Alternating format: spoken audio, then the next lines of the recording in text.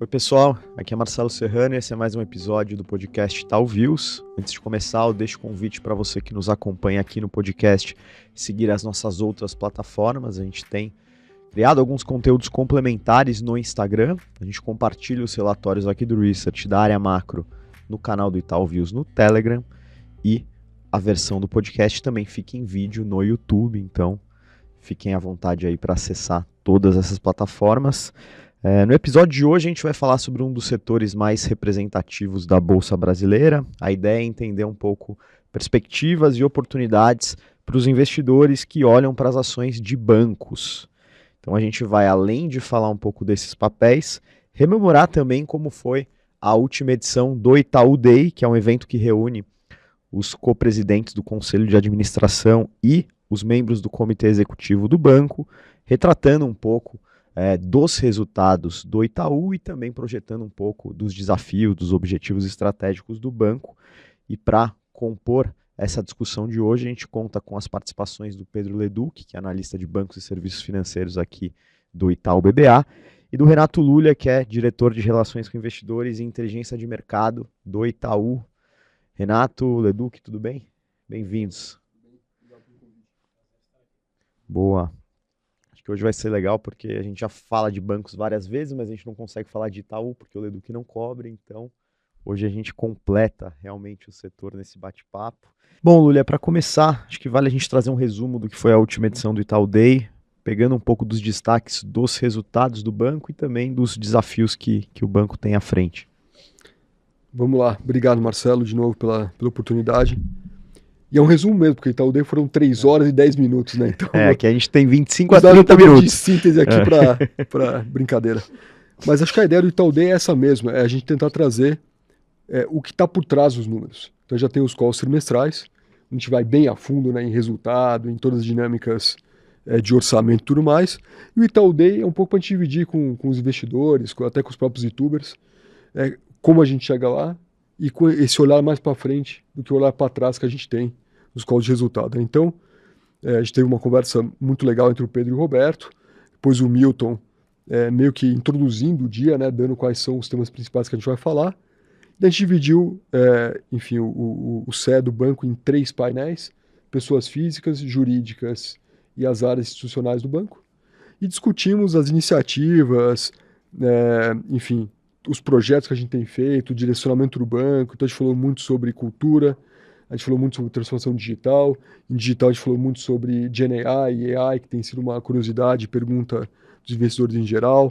Falamos de mercado, falamos de centralidade no cliente. Então, enfim, poderia gastar um tempo grande aqui, mas eu acho que no fundo é isso mesmo, é falar como a gente chega nos números, quão confiantes estamos em entregar o guidance do ano, mas não parando só no ano, dizendo como a gente pretende e estamos trabalhando forte para continuar sendo um banco relevante no mercado e para os clientes nos próximos 100 anos. Né? Então a gente tem muita informação e a gente vai ter alguns vídeos mais curtos no canal de RI do banco e no próprio canal do YouTube, para quem não puder ver o evento completo.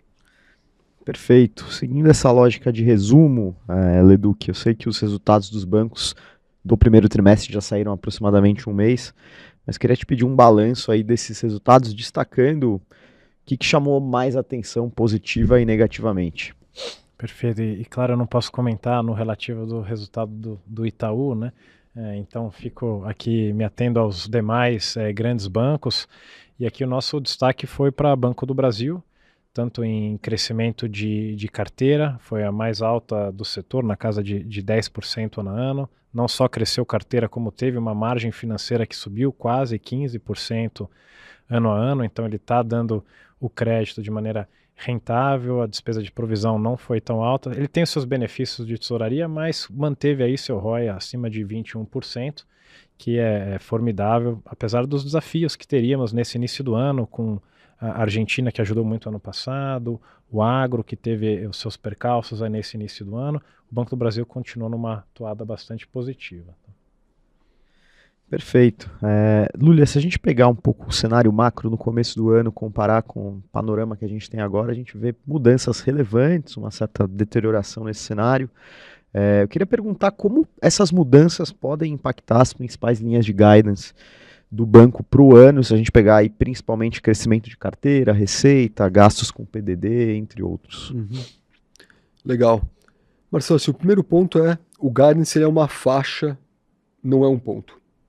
E por definição, né? Então, quando a gente coloca o nosso guidance, a gente dá uma faixa de tanto a tanto, e ele foi feito assim, já de maneira a absorver volatilidade que a gente já espera normal em qualquer economia, e no Brasil não seria diferente, né? Então, o nosso guidance, quando a gente publica, ele já é pensado para ter um pouco disso. E todo trimestre, o que a gente faz é um exercício bem mecânico mesmo. Então, quando a gente divulga o resultado do TRI, a gente projeta fazer uma melhor projeção do banco para o ano cheio. Se nossa melhor projeção cai dentro da faixa do guidance, maravilha, mantemos o guidance. Se ela cai fora, a gente com disciplina vai lá e muda o guidance, trazendo nossa melhor projeção. Então fizemos o exercício agora no primeiro TRI e todas as projeções caíram dentro da faixa, então nós reafirmamos todo o guidance do ano. E é verdade, quer dizer, quando a gente fez o orçamento do banco lá no final de 2023, só que a gente fez o guidance já do banco em fevereiro de 24, então já tinha mais informação de como vinha vindo o ano. E algumas coisas melhoraram, outras pioraram, né? Tem um PIB melhor do que a gente previa. Por outro lado, tem taxa de juros maior, tem inflação maior também, mas aqui enfim, algumas coisas para cima, outras para baixo, mas de todo modo a gente continua bem confiante de entregar todas as linhas do guidance para esse ano.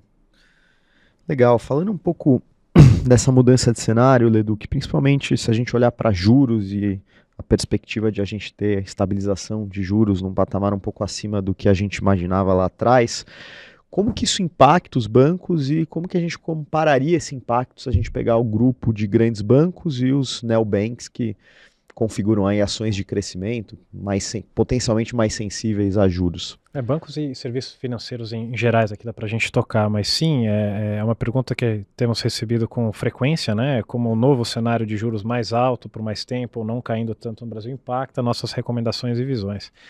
E aqui é legal a gente dar um passo atrás, Serrano, para entender por que os juros no Brasil não está caindo, por que a curva está empinada. Diferente do ciclo ali de 21, 22, que foi reabertura de economia, ou uma inflação causada por interrupções de cadeias de suprimentos globais, ou por inflação de trigo e milho devido à guerra da Ucrânia, petróleo, essa vez a inflação ela não está sendo importada por causas globais, ela é uma inflação de cunho doméstico, de atividade aquecida, em alguns números. O Brasil cria 2 milhões de empregos formais em 12 meses, a massa real de salário sobe quase 8%. Então é muita atividade local que está levando à inflação de salários, inflação de serviços, que está pressionando os juros atual e outras coisas pressionando a curva de juros longa, né? Então, como os juros está impactando a nossa visão? Na verdade, a raiz dos juros maior é uma força motriz para a atividade econômica local razoável, e para a demanda de crédito, o cidadão empregado com aumento de salário, ele fica com mais confiança em tomar o crédito. O banco vendo o mesmo cidadão com emprego, com ganho de salário real, fica com mais apetite de fornecer o crédito. Então a gente tem do lado de crédito local uma demanda e uma oferta ambas crescendo, fruto da economia aquecida, que por consequência está aumentando os juros, tá? Então é uma parte até que não é tão óbvio, mas tudo da nossa cobertura que tem a ver com consumer credit, crédito ao consumidor, está bem. Para você ter uma ideia, as novas originações de crédito à pessoa física, originações são os desembolsos, tá? No ano crescem 15% em termos reais. Então assim, tem muito dinheiro novo indo para crédito para o consumo, e nas suas diversas linhas, veículos, um destaque. Então, resumindo, aqui tem uma volta, né, mas para a sua pergunta, na nossa visão no ano positiva com bancos, ela prevalece, agora ainda mais nos bancos que são orientados a carteiras de varejo, ou que estão mais próximos a ele, tá? Não diria que o mesmo se aplica a carteiras de empresas, aqui um pouco diferente, a confiança acaba sendo mais abalada, e tem competição dos fundos de renda fixa, também abaixando o spread, que diminui o apetite do banco, por seu lado também, a reter essa emissão. Então tem uma dinâmica diferente em crédito a empresas do que a gente está vendo em crédito ao varejo, tá? E aí, se eu entro em serviços financeiros, B3 ou BTG, que trabalham muito em operações de mercado de capitais, aí sim os juros acabam inibindo um pouco os negócios. Pelo menos ele freia no início para a empresa ver se vai mudar, se vai cair, ou aquela empresa está beirando uma fusão. Ela fala, eu vou esperar ver o que vai se dar. Então a gente está postergando talvez algum tipo de atividade no lado de mercados de capitais, devido a essa nova dinâmica de juros. Tá?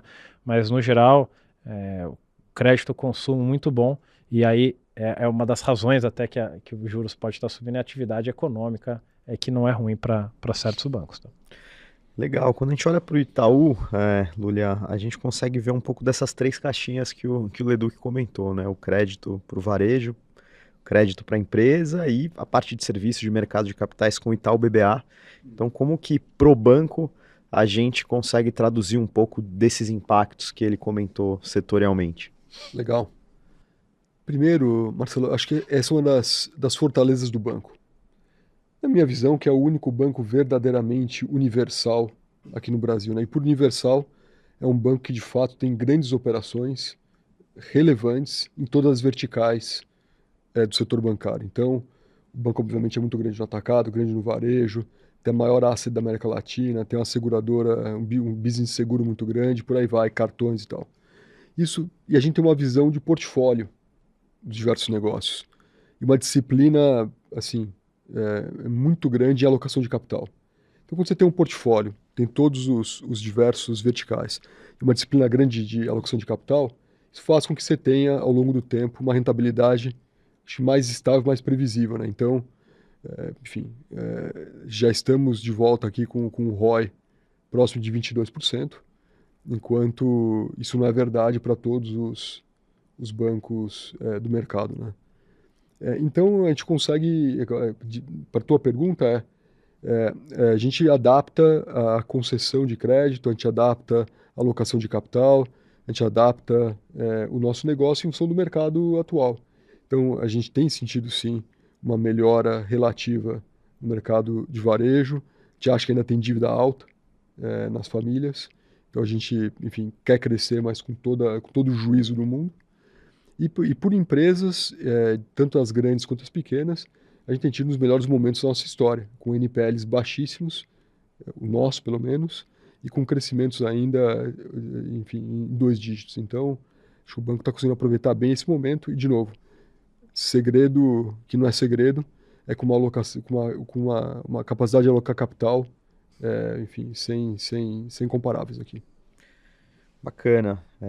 Leduc, a gente gravou com o Daniel Guevara, que é estrategista-chefe do Research, há 2 semanas, e ele comentava como o setor de bancos no Brasil, ele comparativamente aos nossos peers emergentes, ele se destaca, ele é muito forte e, enfim, tem patamares de valuation atrativos. Se a gente pegar um momento de bolsa difícil, como que a gente enfrenta agora, como você tem visto o interesse dos investidores, principalmente investidor estrangeiro, em relação ao setor aqui no Brasil? Quais são as principais dúvidas que você ouve desses investidores? Como você avaliaria isso? Sim, o setor de bancos, como o estrategista nosso pontuou, ele segue bastante demandado por investidores. É um dos poucos setores onde a gente está vendo revisões positivas de lucro para o ano, né, com carros-chefes aí liderando. Mas enquanto outros setores ao meu volta, que eu não cubro, né, mas estão tendo revisões negativas, bancos são revisões positivas, isso é raro. O setor inteiro deve crescer lucro esse ano, apesar de alguns terem uma base comparativa fácil, é crescimento para todo mundo. A situação de capital é bastante confortável, a situação regulatória está muito mais calma, vamos dizer racional ou madura do que estava nesse ponto ano passado. Não tem alguns temas que foram se desdobrando para o melhor, vamos dizer assim. Então, o setor relativo aos demais, eu sinto ele bastante demandado, até dentro do nosso universo de serviços financeiros, banco contra serviços financeiros B3, BTG, o banco está com muito mais gravidade positiva. E a gente tem algumas das fintechs né, mais importantes do mundo hoje, Nubank, no caso, aqui na cobertura, que acaba também atraindo o público do mundo inteiro, pois ele se mostrou no Brasil e vai se desdobrando para outros mercados e chama bastante atenção, seja para o bem ou para o mal, o investidor quer entender de Nubank. Tá? E se a gente pudesse resumir, quais seriam os nomes que mais chamam a atenção nesse universo, quais você mencionaria? Lembrando que Itaú não está na cobertura. Os nossos 3 favoritos aqui no lado de research são Nu, BTG e Banco do Brasil. Tá? Esse aqui a gente começou um ano assim, segue nele, o Nu capturando veio do melhora de consumo que está acontecendo. O Banco do Brasil, por ser uma ação relativamente barata e com uma revisão positiva, a gente está uns quase 10% acima do consenso. Ela tem sido a melhor performance dentro dos grandes bancos, year to date, apesar do ruído, né, externo, ela vai traçando o seu caminho. O BTG, infelizmente, caiu no turbilhão do mercado de capitais ruim, ele não vai performando bem, só que resultado após resultado vai crescente. Então é aqui que a gente consegue, né, como analista, se ancorar, o resultado está indo conforme esperado, tá, ou até está um pouco melhor, e os múltiplos, né, que você paga em cima desse resultado, aí depende muito mais de percepção de risco de mercado, que é tudo que a gente está vendo. O nosso setor de serviços financeiros como um todo está muito abaixo da média histórica em termos de múltiplos, e com pequenas exceções, uma Caixa de Seguridade, um BTG, o resto está todo mundo realmente descontado versus a história. Acho que a história da Bolsa inteira é assim, e a gente recomenda o nosso investidor ter talvez um papel para cada estilo, né? Então, crescimento ou consumo, o Nubank. Papel de valor que vai te proteger, está com quase 10% de dividend yield, Banco do Brasil, que é o best in class também dentre valor. E o cavalo, para você ter uma perninha em juros, né? Vai que dá uma virada, no nosso caso é o BTG. Então a gente tem um papel para cada estilo ou momento de mercado. Tá? Perfeito. Lulia, em Nova York, durante a CEO Conference, a gente gravou conteúdos aqui com mais de 10 gestores e fazendo um exercício desses de top picks, como a gente fez com o Leduc agora, mais da metade citou o Itaú, que foi bem interessante. E aí, pegando isso como gancho, quais seriam hoje as principais avenidas de crescimento do banco e estratégias aí de geração de valor para o acionista? Perfeito. E essa é uma discussão constante, Marcelo, com investidores locais e estrangeiros, porque quando vem o Itaú, como eu comentava, um banco grande, com market shares importantes em todas as verticais de banco, fica uma dúvida de onde mais a gente pode gerar alfa, onde mais a gente pode crescer, né? E a gente daí divide as diversas iniciativas que a gente tem em quase todas as verticais, né? Então, temos em pessoas físicas, a gente está com uma iniciativa super importante, que é converter mais de 15 milhões de clientes que hoje têm um único produto com a gente para ter uma oferta de full bank completo. Na nossa visão, isso destrava muito valor para o banco. A gente está bem entusiasmado com esse projeto e que já está na rua agora e grande parte dele vai ser feito até o comecinho do ano que vem. No banco de atacado, empresas, né, em geral, a gente tem tido um crescimento, como eu comentei antes, muito robusto em todos os níveis. E agora a gente começa a entrar, talvez, num subsegmento que a gente tinha participação menor, que são das empresas mais pequenas mesmo, onde a gente sai com uma oferta 100% digital, que é algo que o mercado até hoje não tem. Então, um projeto bem bacana que chama Itaú Amps, e a gente já está agora em teste, já está com Friends and Family, e que a gente, enfim, os primeiros feedbacks são positivos. A gente imagina escalar ao longo do ano esse projeto que a gente está com muita boa expectativa.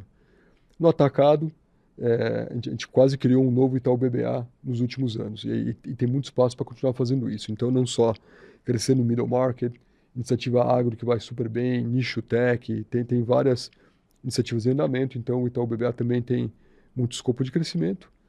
E fora business específicos como seguro, que a gente dobrou o tamanho dos seguros em 3 anos, a gente vê ainda a capacidade para crescer mais, e por aí vai, sem contar todo aquele mundo de beyond banking que não mexe a agulha do banco ainda, mas obviamente a gente está testando muita coisa legal, se e quando isso tiver à escala, né? Então, não só pela veia de eficiência, mas o banco tem várias verticais importantes de crescimento também.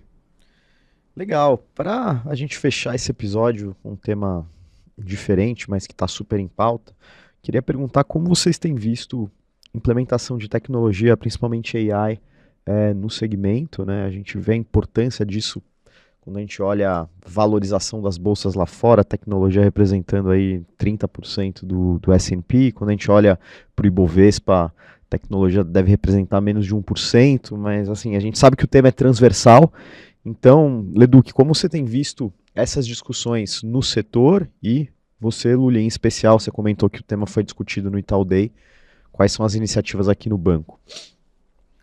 Olha, eu vou até deixar o Lulia aqui, o Itaú inovou ontem dando dados novos, né? Quantos projetos pautados em AI tem? 250, né, Lulia? And counting. And counting, né? E é um número novo que nenhum outro banco divulga, vi ontem pela primeira vez, até acho que é uma provocação, inclusive, né, para os demais, entre outros disclosures que o Itaú tem em tecnologia que os outros bancos não dão, né? Por exemplo, o número de headcount, investimentos. Do nosso lado aqui, aí das empresas que eu cubro, no caso, você escuta falar de aplicações de inteligência artificial para melhorar a jornada, melhorar a experiência do cliente, melhorar a assertividade na concessão de crédito, ou depois no mundo de investimentos, será que o assessor pode ser potencializado, pode diminuir erro, pode aumentar a efetividade? Então a gente escuta de aplicações sendo usadas, mas muito no intangível, talvez, quali. E o Itaú começou a dar números já, e ontem foram dados diversos exemplos de como a inteligência artificial está ajudando na prática os processos aqui. Então, acho que aqui o Lulia tem muito mais riqueza, exemplos práticos para dar do nosso lado, tem sido mais quali, mas a direção está viva. Tá? Assim, e até para qualificar, né, do que a gente falou, 250 casos de Gen AI.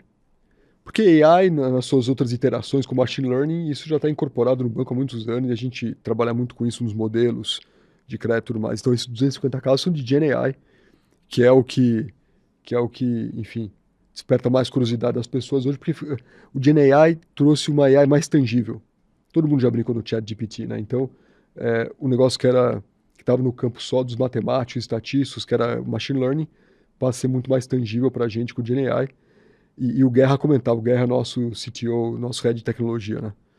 Que pela primeira vez o vetor se inverteu. Geralmente era tecnologia entendendo as novas tecnologias e conversando com os negócios para ver a aplicabilidade ou não dessa tecnologia para ajudar o cliente, para resolver um problema. Com o Gen AI isso inverteu.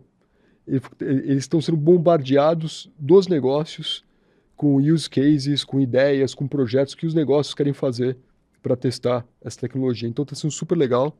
Os casos são maciçamente ainda internos, para buscar eficiência, para buscar a melhora operacional do banco, diminuição de erro.